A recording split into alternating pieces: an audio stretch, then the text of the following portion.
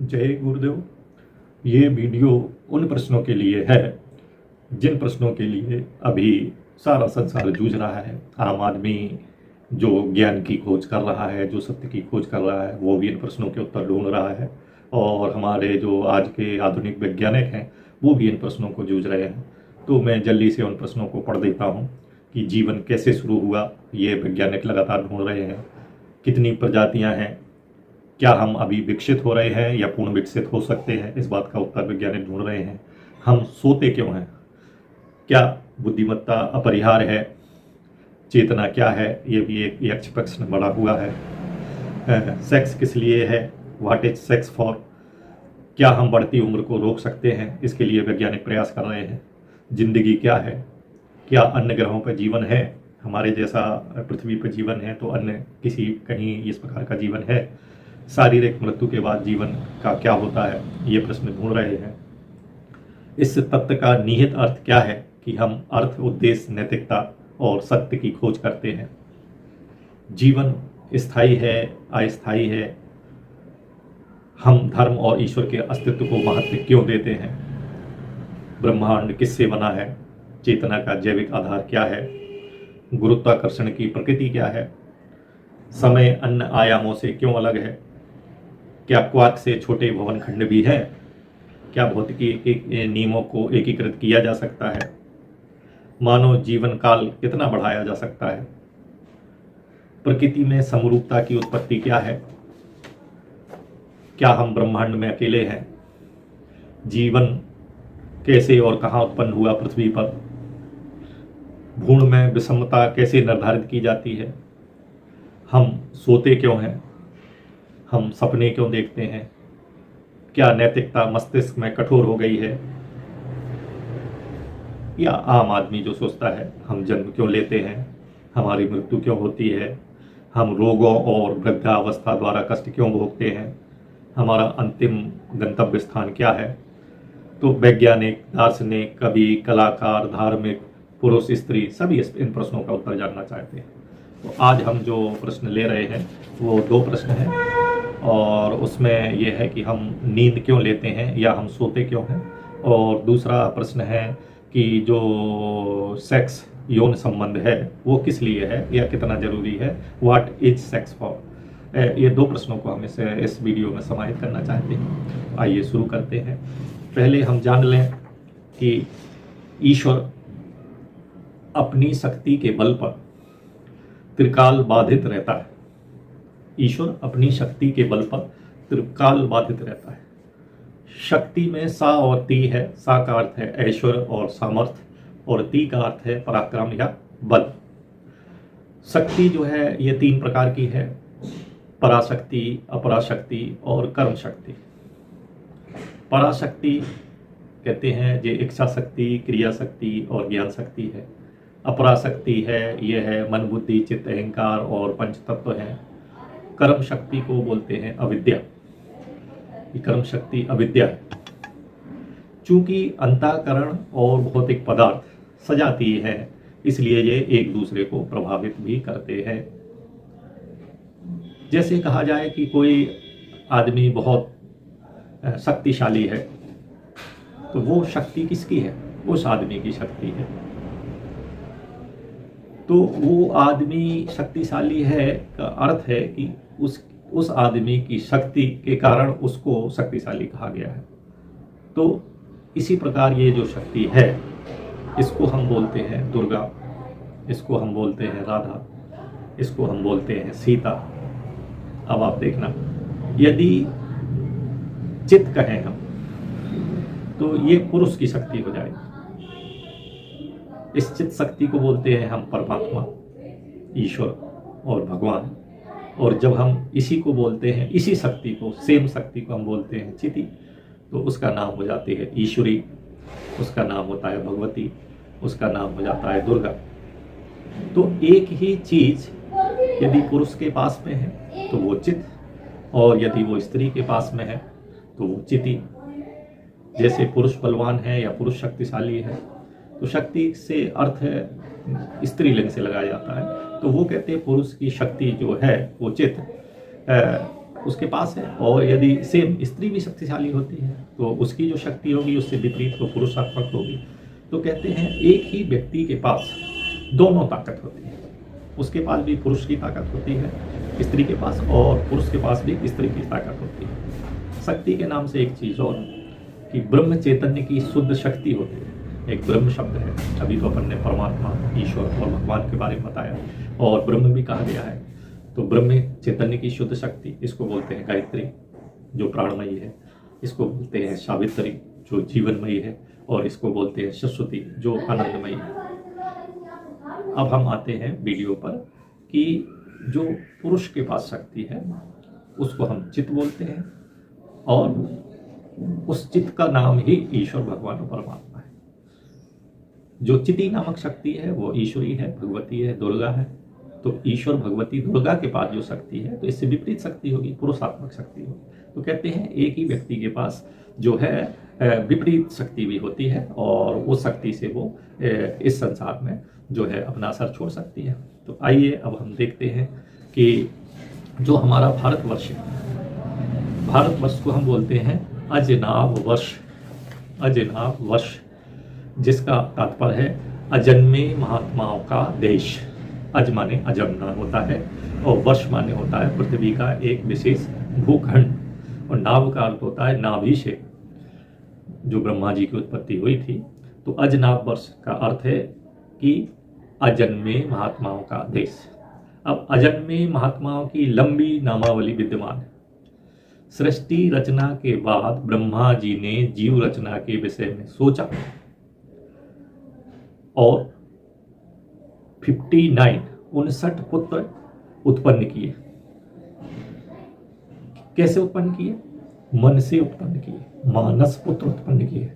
इन 59 पुत्रों में सर्वप्रथम 16 पुत्र अपनी इच्छा मात्र से उत्पन्न किए, और ये मानस पुत्र कहलाए। इन 16 मानस पुत्रों में 10 प्रजापति हैं, और इन 10 में से भी 7 सप्तऋषि पद पर आसीन हैं। ये 10 प्रजापति हैं मारीचि, ये ब्रह्मा जी ने मन से पैदा किए। अत्रि ये नेत्र से पैदा किए। अंगिरस ये मुख से पैदा किए। पुलह ये नाभि से पैदा किए। क्रतु ये हाथ से पैदा किए। वशिष्ठ को प्राण से पैदा किए। भृगु को त्वचा से पैदा किया। दक्ष को पांव के अंगूठे से पैदा किया। कर्दम ऋषि को छाया से पैदा किया। नारद मुनि को जो है गोद से पैदा किया। पुलस्त को कान से पैदा किया, और सनक, सनंदन, सनातन, सनत कुमार को अपनी इच्छा से पैदा किया, और चित्रगुप्त को ध्यान से पैदा किया, और मनु और शत्रुपा को शरीर से पैदा किया। तो मन से जो है उन्होंने पुत्र पैदा किए, और शरीर से भी पुत्र पैदा किए। मन से मानसिक सृष्टि से उत्पन्न जो 10 प्रजापति हैं, मन से ही उत्पन्न उनके 4 पुत्र सनंदन, सनक, सनातन, सनत कुमार हैं।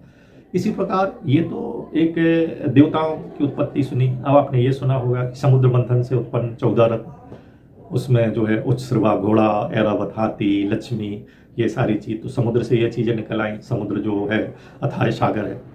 कामधेनु गाय ने अपने से असंख्य योद्धा पैदा किए, ये भी कथाएं है। तो गाय से असंख्य योद्धा पैदा होना, समुद्र से 14 रत्न निकलना, ब्रह्मा जी के मानसिक पुत्र होना, तो ये क्षमताएं जो है हमारे वेदों में बताई गई हैं कि ये क्षमताएं हैं। तो क्या ये क्षमताएं अभी हैं कि अभी कोई मानसिक पुत्र पैदा कर सकता है, या ये से ब्रह्मा जी ने हाथों से, मुख से, भुजाओं से ये इनसे पैदा कर दिए, तो क्या कोई स्त्री बिना पुरुष के संतान पैदा कर सकती है, या कोई पुरुष बिना स्त्री के संतान पैदा कर सकता है क्या? इस बारे में भी हम जानते हैं। तो ऋग्वेद पहले मंडल 116-13 में कहा गया है मंत्र में कि कटियुग की पत्नी बहुत ही कुशाग्र महिला थी।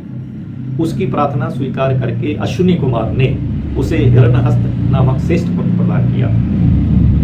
आशीर्वाद से श्रेष्ठ पुत्र प्रदान कर दिया। जो कटियुग की पत्नी थी, उस पत्नी को ऐसे ही पुत्र प्राप्त हो गया।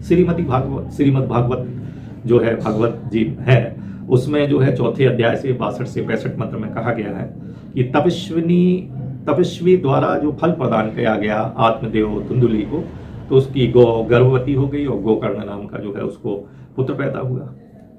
वनस्पतियों से भी ऐसे रस टपकते हैं जिससे जीव जंतु पैदा हो जाते हैं। इंग्लैंड में एक कुमारी गर्भवती हो गई बिना पुरुष के और उसको पुत्री पैदा हुई। अमेरिका में भी कुमारी कन्याएं गर्भवती हुई बिना पुरुष के और उन सबको लड़की पैदा हुई।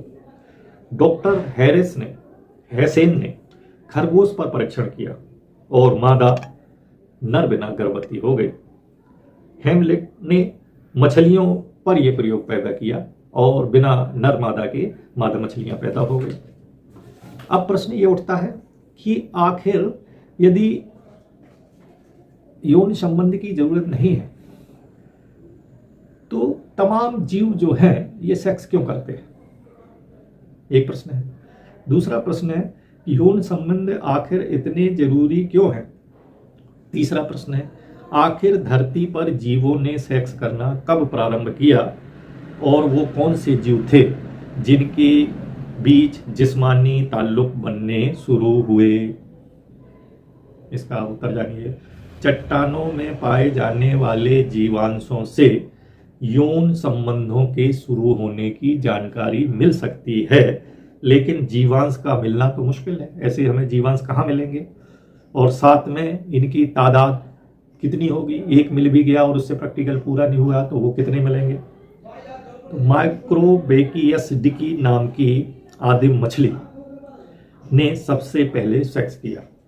वैज्ञानिकों ने ढूंढा कि माइक्रोबैकियस डिकी नाम की आदिम मछली ने सबसे पहले सेक्स किया था।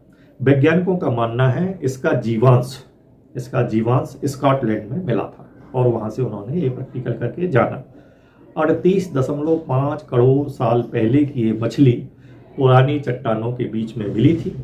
ये मादा मछली थी, इसके छोटे छोटे हाथ थे। इन हाथों का इस्तेमाल ये मछली नर मछली के साथ यौन संबंध बनाने के लिए करती थी। अब तक मिले जीवांशों में सिर्फ यही मछली हड्डी वाली जीव थी। दूसरे प्रश्न का उत्तर देते हैं। सबसे पहले यौन संबंध एक प्रकार की समुद्री घास में बने थे जिसे एल्गी या शैवाल कहा जाता है। इसके सबूत आर्कटिक कनाडा की चट्टानों पर मिलते हैं। ये चट्टान अब से करीब 1.2 अरब साल पहले पानी के अंदर होती थी। इस घास से निकलने वाले सेल्स दो किस्म के होते थे, नर और मादा। यानी ये पहले जीव थे जिसमें नर और मादा का फर्क आया। यहाँ से भेद आया कि नर एक नर प्रकार की होती है और एक मादा होती है, दो किस्में होती है।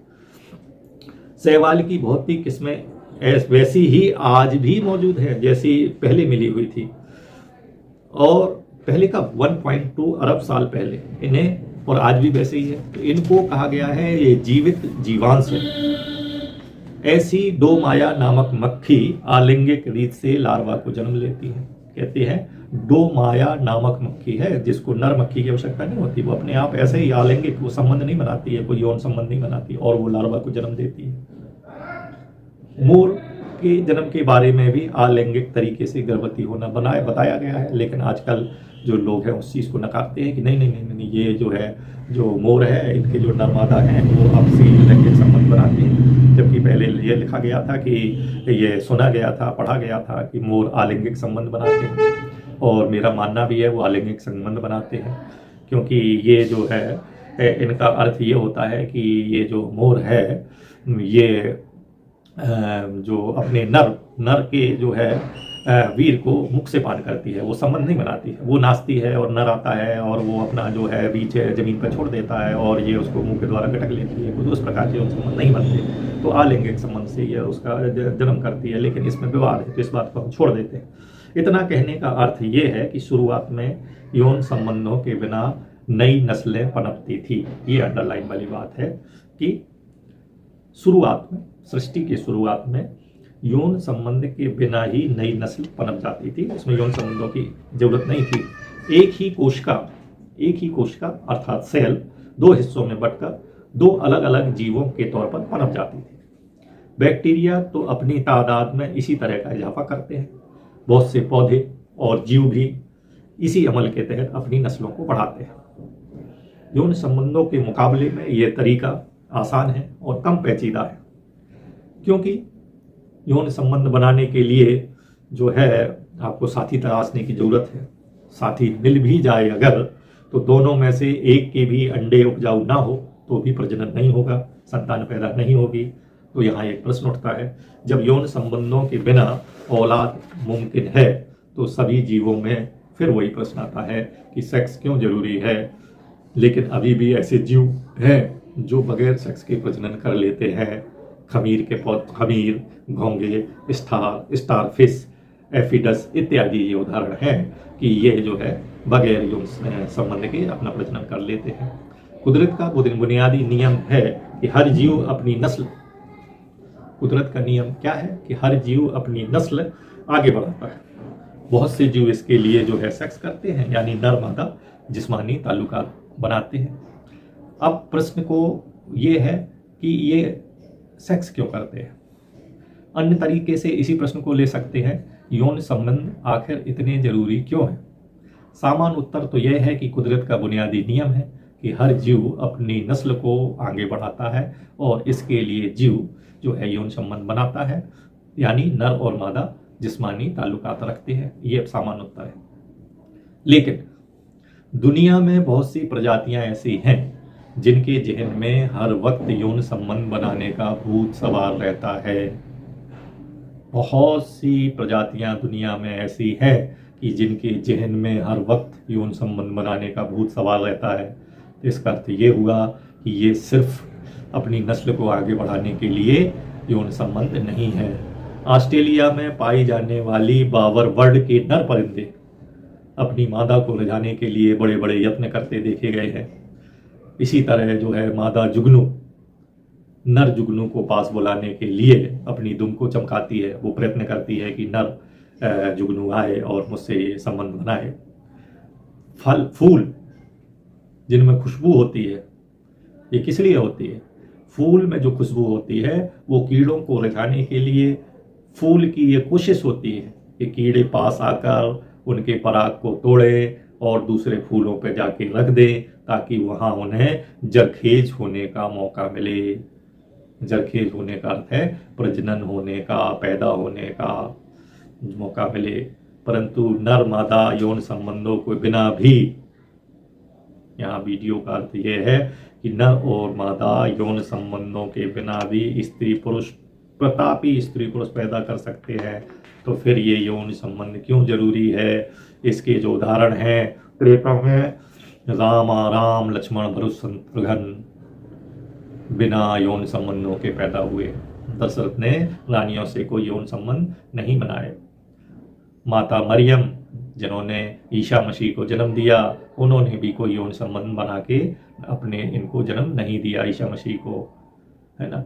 कुंती ने जो कर्ण को जन्म दिया, उन्होंने भी यौन संबंध नहीं बनाए।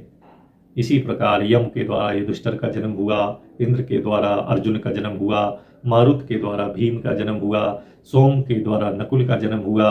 इनका जन्म बिना संयोग के हुआ।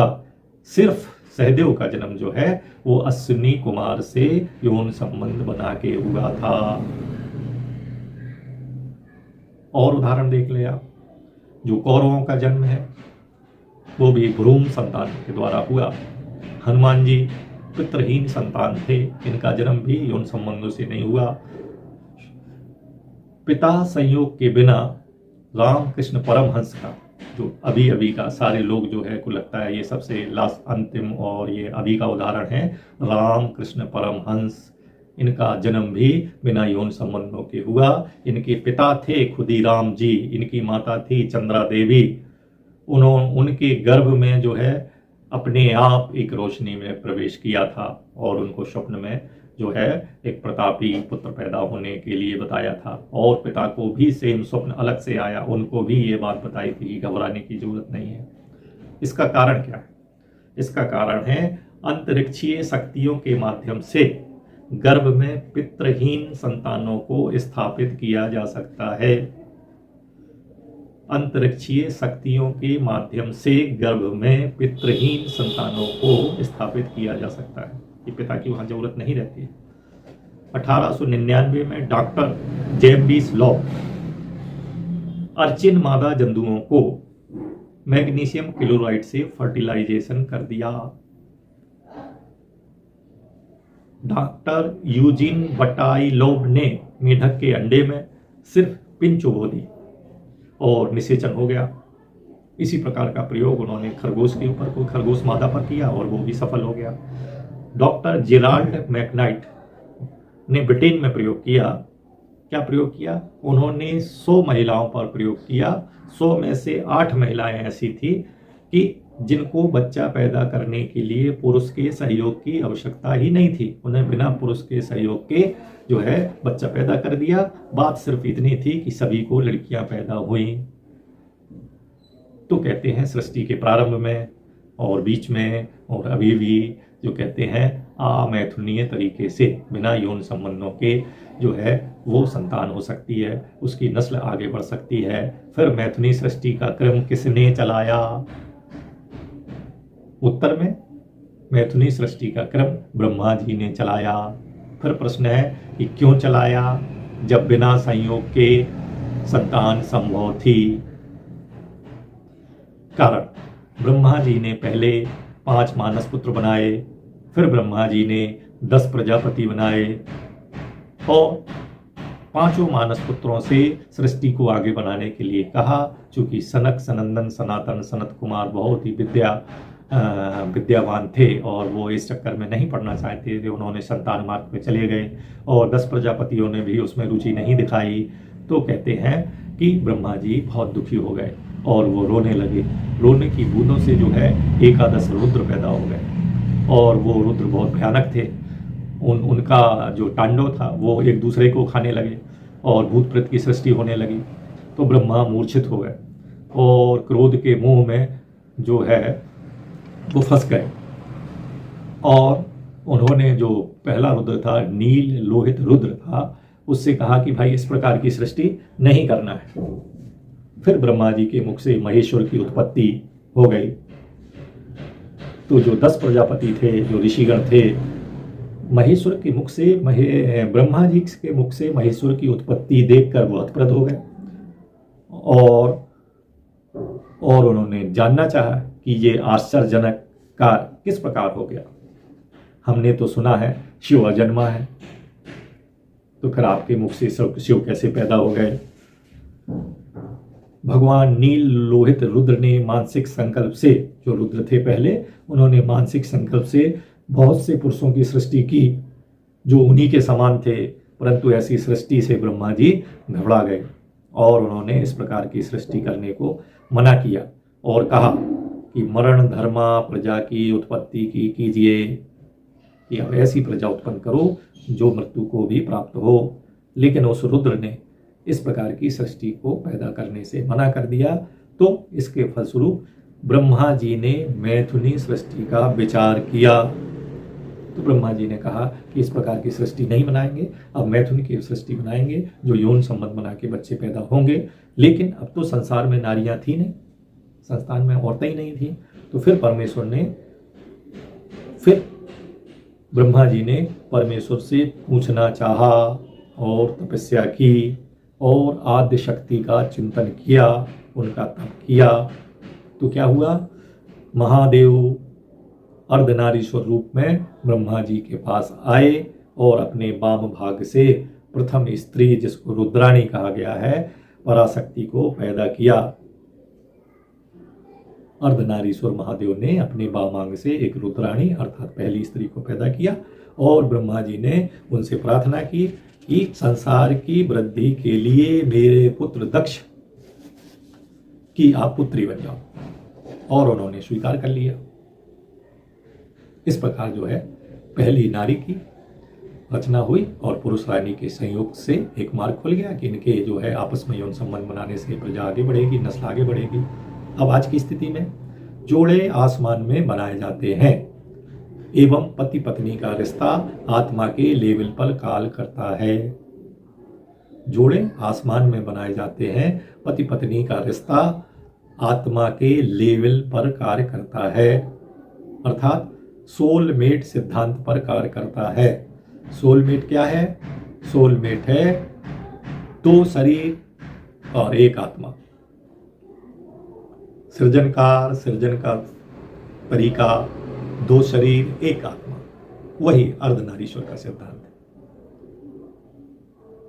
वीडियो के अंत में जो प्रश्न खड़ा किया था कि यौन संबंध क्यों जरूरी है, आज के परिवेश में भी, आज की भाषा में भी हम उत्तर देना चाहते हैं कि एक ही प्रजाति के दो अलग अलग जीवों को प्रजनन के लिए अपने क्षमताओं को जो है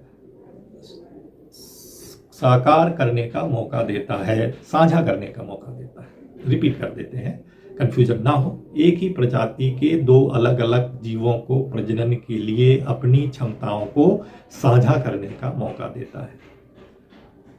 ऐसे संबंधों से पैदा हुए वंशजों में, जो ऐसे संबंध हैं उससे जो पैदा हुए जो बच्चे हैं, वे वंशजों में अपने माँ बाप के बहुत से अच्छे जीन्स आते हैं जो बदलते माहौल में मुकाबला करने के लायक होते हैं। तो ये बहुत बड़ी बात है, क्योंकि सृष्टि के प्रारंभ में जब सब चीज़ें बन रही थी तो चूंकि सृष्टि भी बन रही थी और जीव भी बन रहे थे, तो मौसम बहुत तेजी से बदल रहे थे।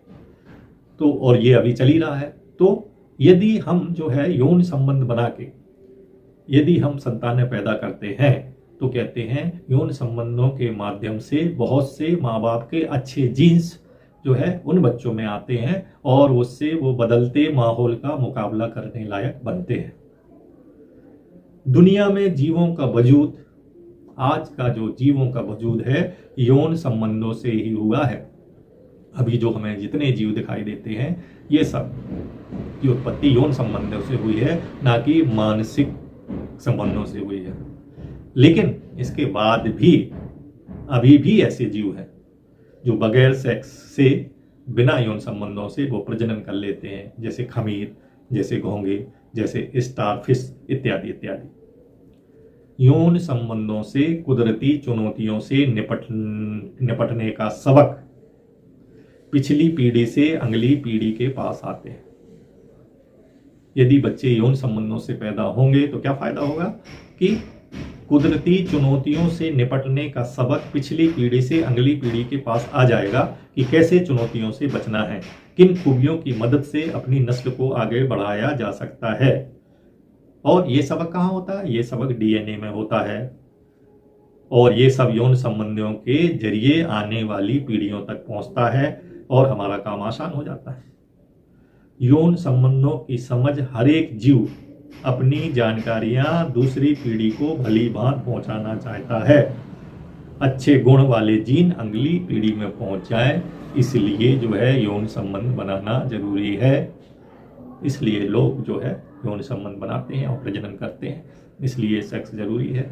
ये हमारा विचार है। हालांकि वैज्ञानिक अभी भी इसका उत्तर ढूंढ रहे हैं, अभी भी वो अपने ज्ञान या उत्तर से संतुष्ट नहीं है कि क्यों बनाते हैं। सिर्फ इतनी ही बात नहीं है कि अपनी नस्ल को आगे बढ़ाने के लिए सेक्स करते हैं। ये कोई अगर नस्ल ना बढ़ाना हो तो फिर, इसलिए ये प्रश्न एक प्रश्न बना हुआ है बहुत सारे प्रश्नों का। चूंकि वीडियो लंबा हो रहा है तो अगले वीडियो में हम और प्रश्न कवर